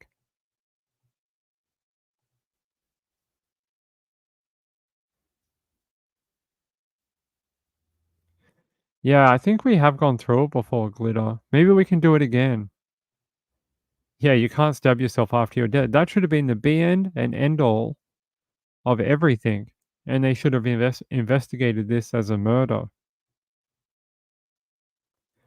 Yeah, my email is sundaywithping@gmail.com. Hold on.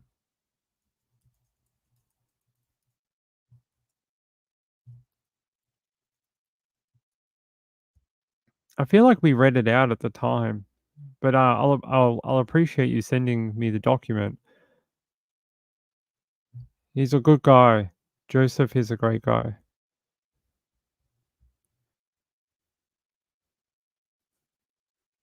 An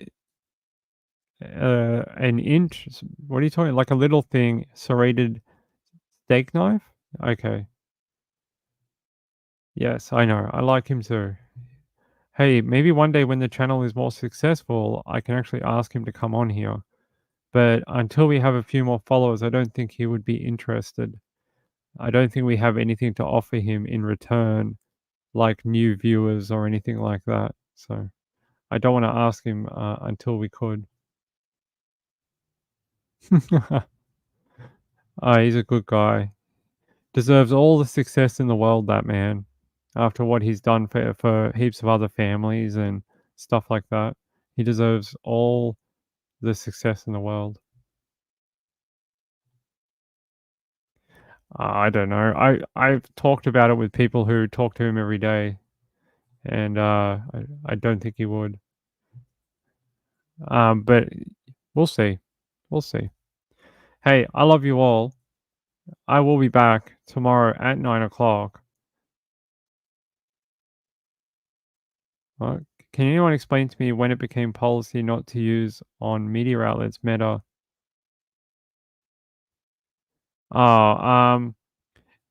You guys can write whatever you want. We can't because it's part of the advertising. Like, there's an advertising agreement that YouTube has with its creators like me. I'm a YouTube partner. It's part of, like, the thing. So probably tonight's show will make no money for me because we've said too much type of bad words tonight. So tonight, this video will make nothing in ad revenue. Probably nothing. Each time you say one of the words on their algorithm or hit list, you get points, and if you do too many, you get demonetized for this video. It's not for the whole account, but it's for this video, and that's why the creators try and not say it. They try and not say those words so they can keep the monetization on the videos going. No, I know, but I mean, on the YouTube side of it, not like the super chats and that, there's a monetization that happens on the back end that's for, like, when you guys see ads or whatever on the video, a very tiny portion of that comes to us.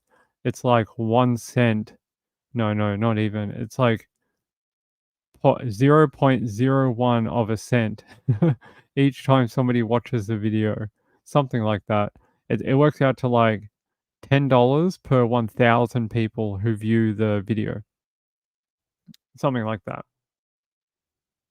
I haven't. I will. I will get onto that. I have to edit our info page and the bot. I will do that. Uh, right now, we're just trying to build the channel and get more people subscribed. That's the thing we're trying to do. I don't need like money or anything like that. I mean, everyone needs money, but it's more those things will come later on when the channel is more successful. Does that make sense? Like that's why I'm not crazy about like I don't sit here all night going, "Hey, we're not going to do the next segment until I get $20 in donations and stuff." Like I'm never ever, even if we were successful, I'd never even do that. But that's just sort of why we don't talk about it throughout the show, unless people send something in on their own volition. But we're just trying to build the channel. That's what we're trying to do. We're trying to get it more and more people here each night. I don't know. We can have a think about it and I'll get back to you. Just keep giving away those free memberships that don't really help. Yeah.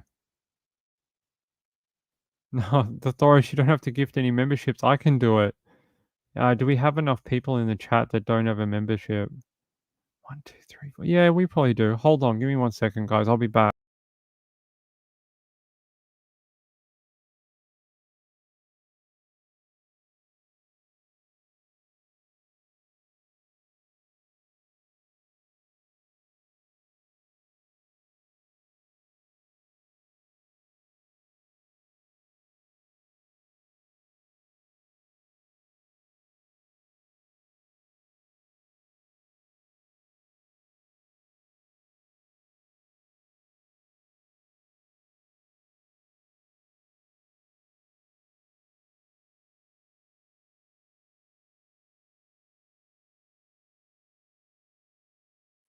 There you go.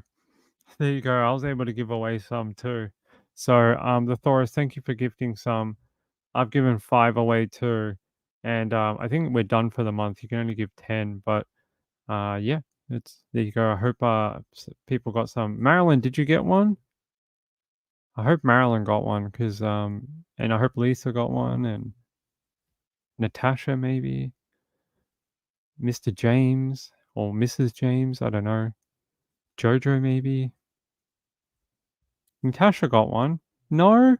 Why do you always... Oh, Marilyn, do you have gifting turned on? You guys, you have to have the gifting function turned on your account. If you don't, it won't give it to you. You have to manually turn it on. You already had one? It doesn't show me as you having one. It shows me as you as a normal person. See, look here. See how Glitter has the little thing at the end of her name? See when I highlight you, it doesn't? That's the difference, but that's okay. You can always be a member in my mind. Brenda says, "Don't forget to hit the like button and please subscribe." Yeah, I appreciate it. I know we'll get there eventually. However long it takes, we will get there. Are you sure? Are you an EP alien? Are you an EVP? They're isolating you now, Lisa. Look, Angela's like, you don't have it. They're doubting you. No, I'm just kidding. They're doubting you, Lisa. Yeah. All right. she joined. Oh, now you can't gang up on her anymore. Look, she has it. She has it. You can't gang up on her anymore. Oh. All right. Hey, I love you all. I'm sorry it got a little crazy at the end. I am sorry about yelling at that lady's sister. I thought that was a cop, and I'd already read the story, and I was already mad about them taking like 30 years and telling them that it was an accident, and so I was already like amped up about it, and I was already thinking if we do this story, I'm gonna yell at them. But yeah, Ping got too angry too quickly. I'll be back tomorrow night. Tomorrow night's 10:30 Eastern, and then we're back after that for a normal week where you get the early show at 9 p.m. and we do the late show at midnight. That's Monday to Thursday every week.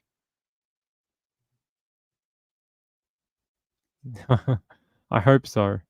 I'll see you tomorrow, okay? Hey, have a great rest of your Sunday if you're in Australia. If you're in America, I hope you have a great Sunday tomorrow night and come back and join us tomorrow night for Sunday Nights with Ping at 10:30 p.m. Eastern. I'll see you tomorrow. Bye.